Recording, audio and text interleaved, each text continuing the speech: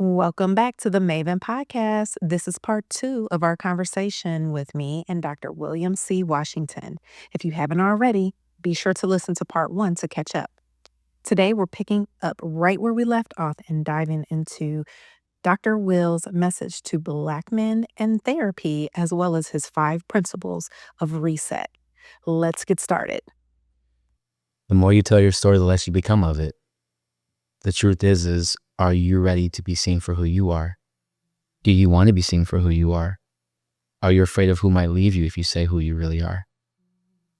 Can I be very open about this? Absolutely. Right? Trust, betrayal, vulnerability, those are all the same thing. It's a triangulation. You can't have one without the other. They all need each other. And so I'm going to say this. I had to adjust my seats. So Black men have been forced into output their entire lives. Their worth is based upon their output, not their input.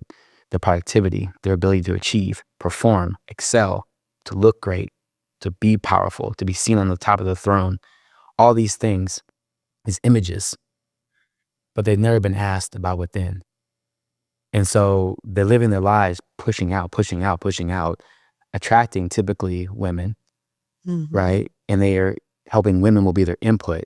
This means that women then have to pour out of themselves into another man. And then if it's not balanced or equal, then it's you decompress, right? You end up failing. And a lot of men are not being able to be their own input anymore. Or the thought of doing the input usually comes at a cost.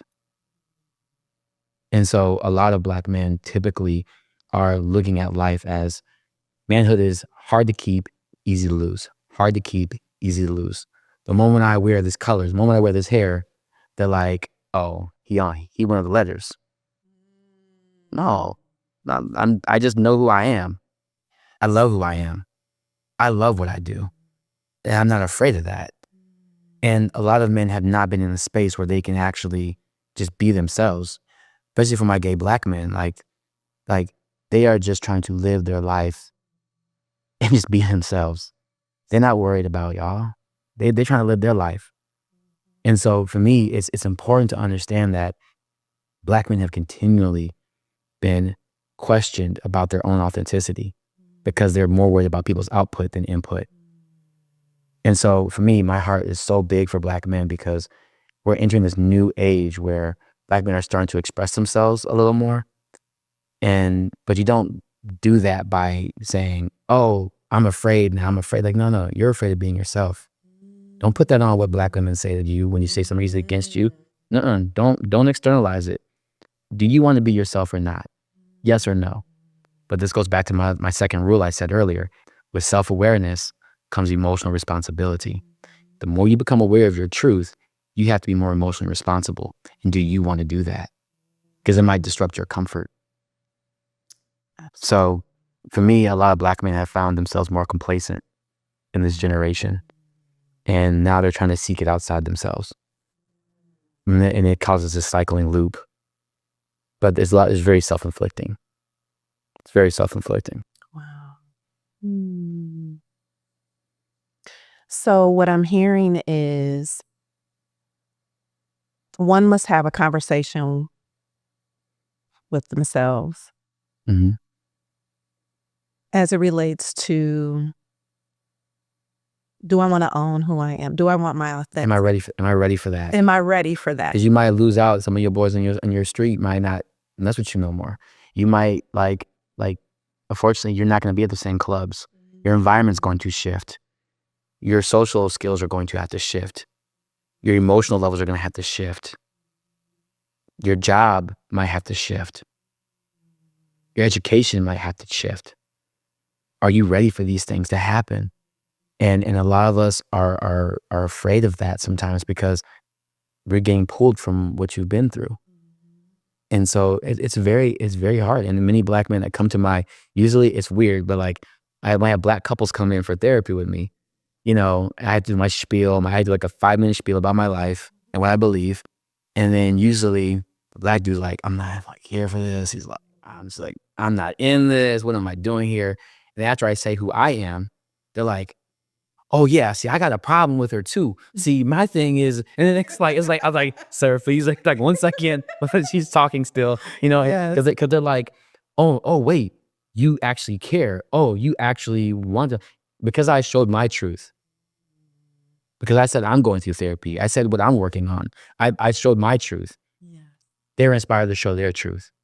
So you just need somebody to just stand for who you are. Stand for who you are first. Because a lot of them do want to say something. I have a black kid he's 6 years old, a client. This boy's so smart, and he's like, I don't know what this is, but I want to go play with Dr. Will.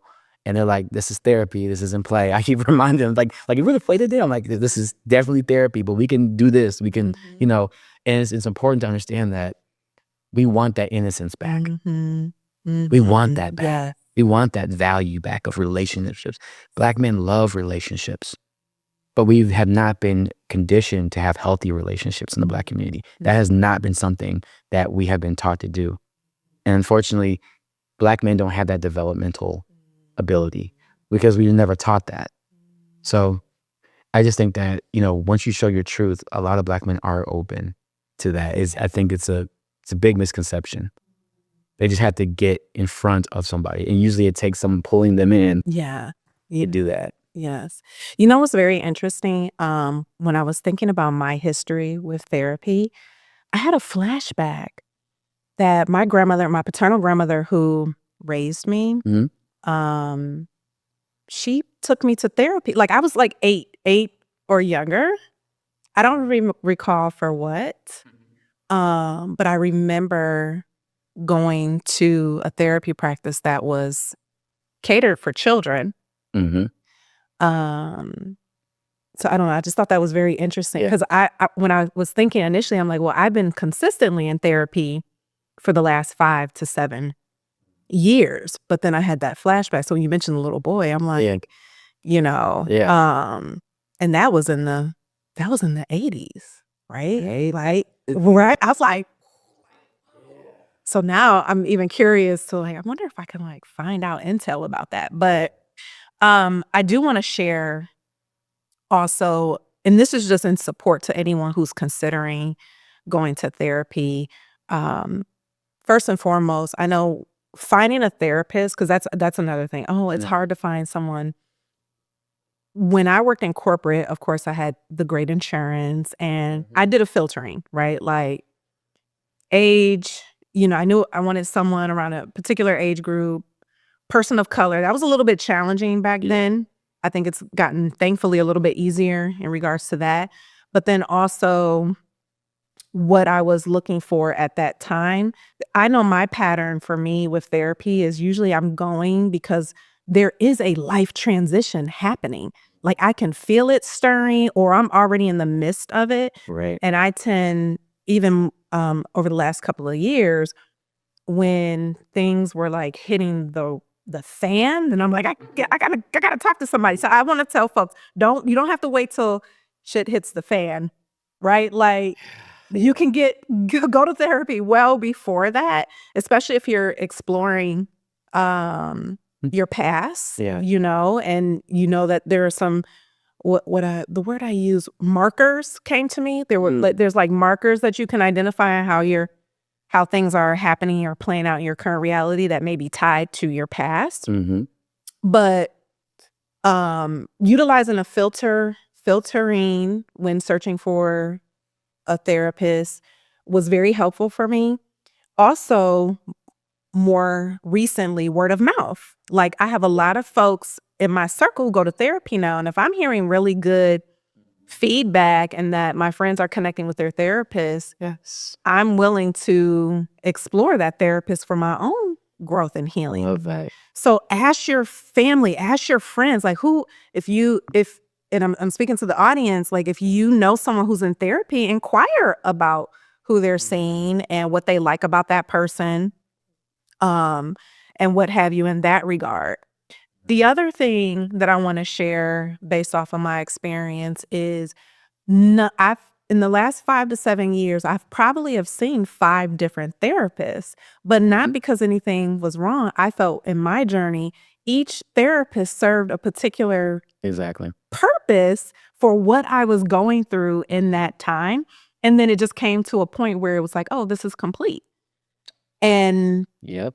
I whenever I'm starting with a new therapist, I usually start weekly because I'm like, let's get this whole background. I've gotten very comfortable sharing the story or where I'm at and where I want to move forward Mm-hmm. or where I want to move forward to. But then it kind of transitions to biweekly and then monthly, right? Like that's kind of been my transition. Yeah. And then there comes a pivotal point where it's like, oh, this is complete. All right. And then I sometimes take a break. Mm. And then I have went back to a previous therapist, but then sometimes I'm like, oh, a new therapist, right? To help me in this Right. next season that I'm in. And I also just want to share that when you're consistently in therapy, and you get through a lot of the past and what you were saying, integrating and applying, you don't have to continue telling your story, right? Yes. Like, so I've experienced that. So now I feel where I'm at now, like I can really like who I am today. Things are popping up. Okay, we can talk about it, but I'm not going back as much, having to repeat or revisit or relive. So that's very freeing and liberating. To get to that place in your life, to do that. Yes. And I think that people have, I really want to change the stigma of like what it means to talk about mental health, because, we socialize it to the point where it almost becomes unfamiliar sometimes too. And so, it's like, I don't wake up and be like, oh, I have osteoporosis today, or like, oh, I'm so broken arm today. It's like, no, like, you can literally talk to somebody like, hey, who's your therapist? Like, do you go to therapy? Like, people are worried. Like, do you have a therapist? Yes. Are you sure you should go to, do you have like 60-minute sessions? Really? Not 30 every week? Like every week? It's like, yes, I see a therapist. Yeah. It's like, what's it about? It's like, it's not your business. Like, it's removing stop making me mysterious. Like, look at me. There's no, like, this is it. Like, so it's like, take it for what it is. And, I think that we've made it so mysterious for no reason, and we have to normalize it. We have to normalize it. We do. One thing that I find very interesting, I know that you've created a beautiful healing modality within your Wellness Institute called Reset. Yes. And that stands for Remove Every Saturation, Embrace Truth. Yes. Can you share Reset with us? Who is it for? Yes. What is it about? I'm so curious. Yes. So during the pandemic, I did a research on physicians that were dealing with moral distress. Moral distress is all about knowing the right thing to do, but because of an institutional or organizational constraint, you can't perform at your best ability. And it causes you to have secondary trauma like burnout, compassion fatigue, job life satisfaction. And so when I did the research, I studied all these physicians. I got their stories of what they were going through during the pandemic. And it came out to these 5 emotional callousings. I call them emotional malignancies. And they would react to a situation. They would rationalize their worth. They have remorse, shame, or guilt about the situation. Then they would have resentment towards how the world was treating them. And then they have regret, where they shoulda, coulda, woulda did something better to save a patient's life. And they would just react, rationalize, remorse, resent, regret. And they would just keep going in that cycle. And so to find a way to help remove that, I created this health modality because I realized that we were so saturated with so many things that are not our truth. We are saturated with so much that is not of us, from us, for us. And we have been removed from what our truth is. And so unless you're getting therapy or doing psychedelics or you're doing something to help recover physical health, anything, you're always surrounded by things that are not aligned with who you are. And so to reset, it requires you to understand that I've had enough of whatever this is. And to do that, I created 5 principles that can help you remove that. And in each principle, is an activity that you actually do to help recreate how you look at yourself. And so the whole goal is to process uphill, heal downhill, and understanding that self-reciprocity, right? I call it internal reciprocity, is the goal. So reciprocity is between me and you, but I know that what I need is within me. And so what it does is it creates internal reciprocity. And so I've worked on the inside out and made this a model in 5 statements. So it's beautiful. And I used it during the pandemic with artists, and I worked with some Grammy Award-winning artists that have changed their albums because of that process. And so it's amazing how artists change the moment they heal. Their sound changes, the way they produce changes, the process changes. Why can't people do that too in their own life? So that's what I created. That is profound.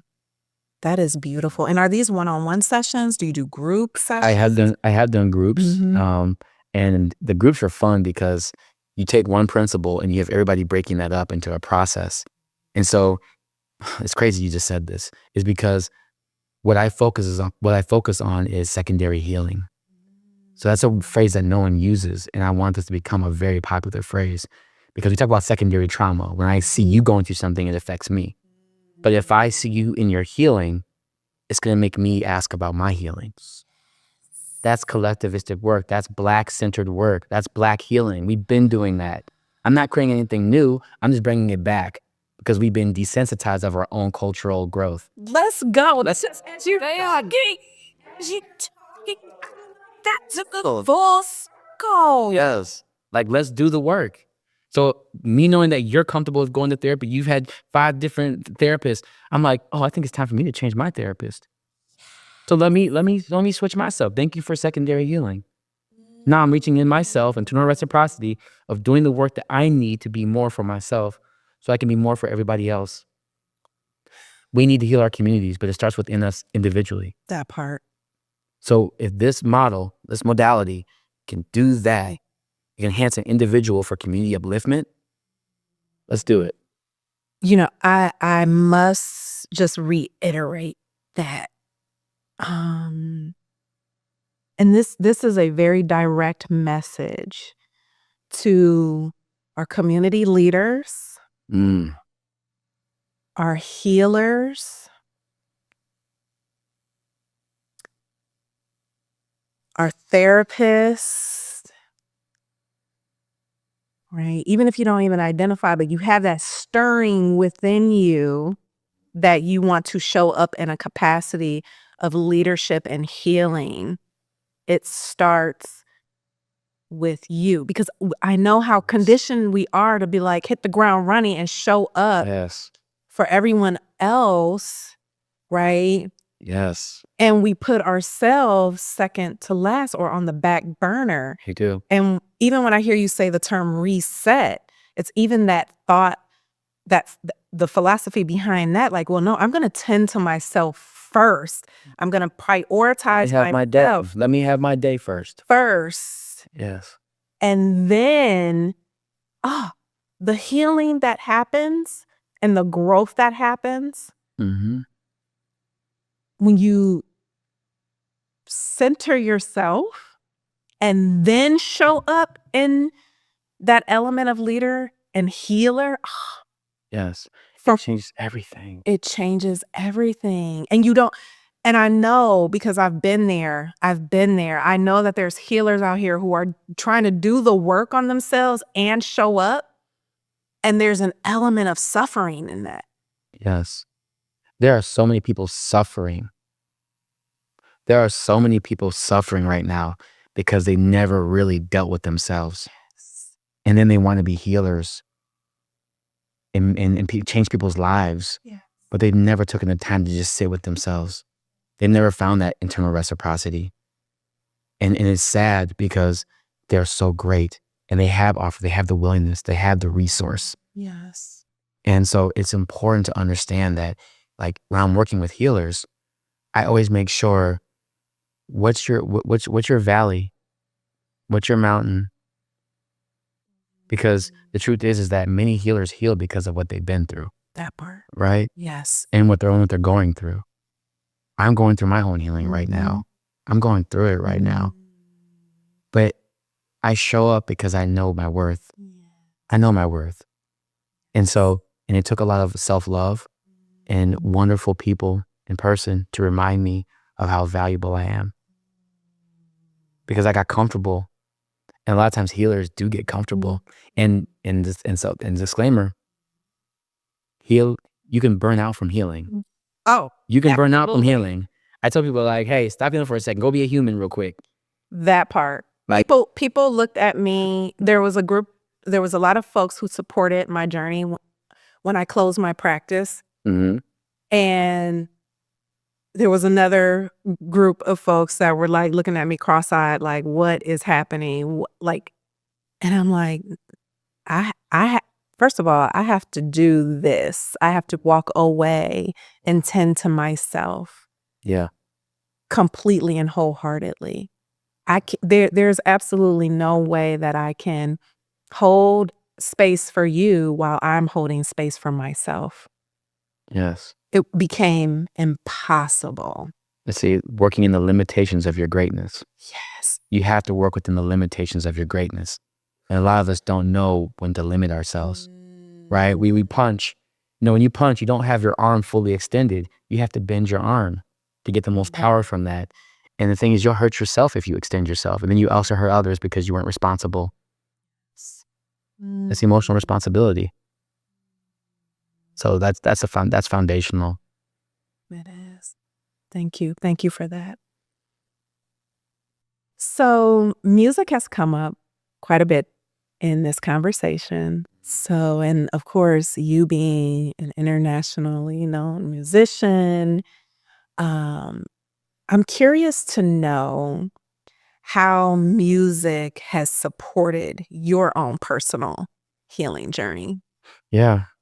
It's unique because it went from a trauma bond to a level. It gave me the key to seeing what life is really all about. It gave me a universal language. I got to play with people all over the world, different languages. We didn't even speak the same language, but we connected over this sound, this frequency. And the level of love, respect, and admiration of the craft allowed us to translate each other's hearts. And when I fell in love with music, music was my first love, and now that I can actually put that into a person and put that into my work, it really created this beautiful responsibility, actually. So now I don't just see it as I'm just like playing music. It's become a way of life. It's a ritual for me. So like before my performances, if you come to like the events, you'll see me stretching. Yeah. I'll be stretching. I'll be doing all these like weird things, and everybody's like, "What are you doing?" And for me, it's become so important. It's become so holistic to me that I'm actually learning how to decolonize my ears right now.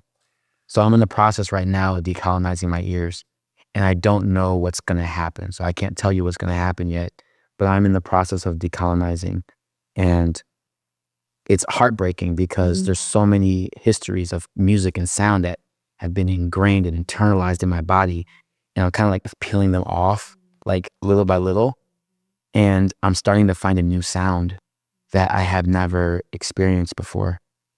And I'm not in school for that, so I don't get the time to sit. I have to really sit with myself and say, what am I removing? I've left so many bands and performances. I'm still getting asked to perform nationally and internationally, and I'm saying no to things that my 15 and 21 and 26-year-old self would have been like, what are you doing? You're quitting. Oh my God, and I have to play at my higher self, because I am my higher self. And so as I'm decolonizing, it's really making me understand a different level of creativity. And the closest thing you can do to get to God is to create something. So I'm creating for God. I'm creating for His frequency. I'm creating for a universe. I'm putting out the waves that are healing for those. So You mentioned earlier, you made the statement that you're excited to see what the new genre of music will be. yeah. And it sounds like you're very much part of that process. Yes, and I want my artists to feel the safety of creating something beyond yourself. I want my artists to create something beyond your heart, beyond your mind, beyond your fears, beyond your happiness, your joy, your sad, your pain, your addictions. Create beyond that. Go push forward beyond that. Really grab onto that and know that you're okay. So if my part is to be only just a current, Yes. let me be that for you. That's all I want. That's it. I don't have to be the genre. I just want to know that you can see yourself when you're done. That's the goal. Ooh. I just want you to be able to see yourself when you're done. Yeah. That's beautiful. Yeah. Is there anything else you would like to share that maybe we haven't had a chance to talk about? I mean, it's been so many things. I know. It's just been a beautiful batch of deliciousness. Yeah. It's mental stuff. Ugh. Wow. Well, can I just share my appreciation for you? Absolutely. That'd be okay. Yes. You know, I don't speak in Cleveland intentionally. And I have been learning how to be more considerate of what I could do here. And I want to say thank you for not only being right and aligned with yourself, but thank you for allowing your space to be a presence of that. Just because there's a camera and a mic doesn't mean you're good. Yeah. And what you have created is a space that allows me to feel seen. And I've been on many places where I talk a lot and I'm like, cool, I'm smart. But you make me feel like you remind me that I'm brilliant. You remind me that I am loved and that I'm seen. And I appreciate you reminding me of that. And your space is really beautiful. Thank you. I received all of those beautiful words. Yeah. Thank you. Yeah. I just hope that anybody that's listening to this, I hope that they start seeing themselves. If you don't, this is the beginning. Yes. It is the activator. Yeah. And I appreciate that. And so, can I give the 5 principles? Yes. I'll just say them as a sentence. Yes, absolutely. Okay. So the first one, the 5 principles of of reset. Yeah, the reset. Yes. Yes. 5 principles of reset. So the first one is the action is never the reason. We have to understand that whatever you go through and what you've been through, there's always something deeper behind it. Or when someone treats you a certain way, there's something behind that. So the action is never the reason. The second one, any unmet needs result in irrational behaviors. So if you ever watch somebody doing something that's out of character or a line or it doesn't sit with you right, it's not because, if it's bad or it's wrong. It's what unmet needs do they have to make them feel like they can act that way? So it's teaching us the art of compassion. Right? The art of compassion. Principle 3 is time is a resource used for limitation or application. We have created time to be at a level of productivity and worth. But really, if you can limit your time with things and people, you actually give yourself the resource you need to apply. So understand timing and time. And then principle 4 is be everything, expect nothing. So we have to understand that in our lives, we live by our labels. Mom, dad, nerd, black man, these things. And a lot of these things have limitations on them. And so you have to go to your core value system, your core. So be everything, expect nothing. These labels have expectations. So be careful about how you ingrain yourself with these words. And then lastly, principle 5 is purpose is the human compass. So if you feel lost, it's because you haven't aligned with your purpose yet. And so the question for that, once again, is what do you want to be known for? And when you can start answering the beginning, exploring that, you'll start learning what your purpose is. So those are the 5 principles of reset. Thank you so much for sharing those 5 principles. And the audience, you can learn more about Dr. Will and the Reset program on your website. Do you want to give the website address? Yeah, it's WashingtonWellnessInstitute.org or WWILLC.org. And Wonderful. we're actually upgrading the website, so it's going to have a whole bunch of other stuff. That's exciting. And we have a reset deck, a healing card deck. I was going to mention it. Yes. And I'll also link Dr. Will's contact information and website in the show notes as well. And before we conclude, I know, I'm just going to lean into the term rapid fire because people like to soften it with heart highlights, but we were like, okay. No, I'm on the road. I think. But we want to know, what are you currently reading? I'm reading like 10 books right now. Okay. I'm reading Tessiakamigi. So I'm reading about how to like read tea leaves. I am reading how things you find out when you slow down. I'm reading about minimalism. I am reading about decolonizing my listening ability. I am reading about IFS therapy in the Black culture. I am reading science articles and magazines so that I can stay on top of my work. I'm also reading the new Marvel series with X-Men. Also reading the Green Lantern, the Color Wars, because I'm a Green Lantern fan. Willpower. I'm also reading. I'm reading the bibliography of Jackie Chan, one of my big idols.